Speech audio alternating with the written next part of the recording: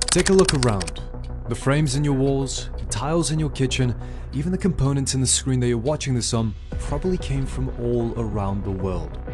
The clothes you're wearing, the car you drive, even the food you eat was most likely imported from overseas. The companies in your country pay millions, even billions, to import goods that we as consumers buy every single day. But why do these companies do this?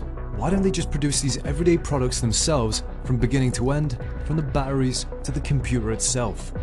They do this because it's either cheaper to make that good overseas, the country isn't as technologically advanced as some others are, or your country just doesn't have that good to use. This constant competition for better prices made 99% of the world's economies heavily rely on trading with one another. However, this thing called trade came with a new problem. The need for a global reserve currency accepted by every country as payment for these goods. She was hailed as a visionary, a modern-day Steve Jobs, promising to revolutionize healthcare with a single drop of blood. Elizabeth Holmes, the founder and CEO of Theranos, took the world by storm with her dream of democratizing health diagnostics and saving lives.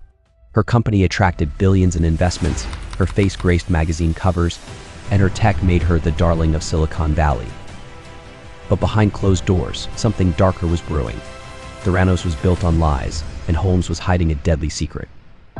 Today, we're unraveling the story of Elizabeth Holmes and the billion-dollar deception that sent shockwaves through the world of technology and medicine. Elizabeth Holmes had always been ambitious.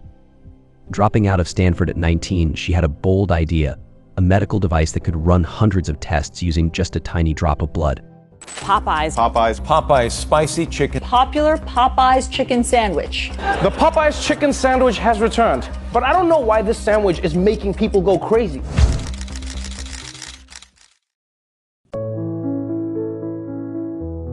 Jani, an immigrant of Ecuadorian origin, arrives in the United States. And there, after years of work, he manages to achieve the economic stability that he had long dreamed of for himself and his family. When everything seems perfect and the family believes they have achieved happiness, their world collapses. 3 children suffer sexual abuse by one of his own family members. Cicatrices, 2025, is the adaptation of a real-life case. It tells the story that Pedro and his 2 brothers live in the clutches of their attacker.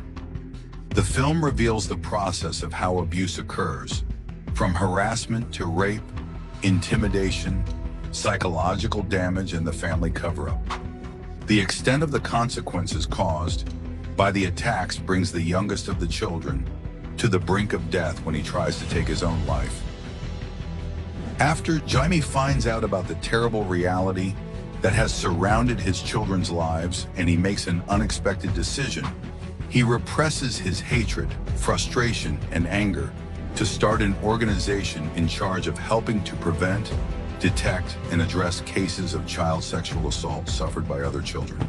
This film tells the reality of the victims who are trapped in a web of attacks that sexual predators spread over them.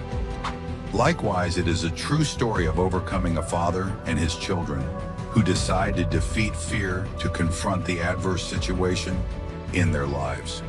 For this reason, the appearance of testimonies such as cicatrices is important, which not only reveals the physical, emotional, and psychological consequences of sexual assault in children, but also crudely portrays the constant danger that thousands of children in Latin America and the world experience suffering from this abuse on a sustained basis.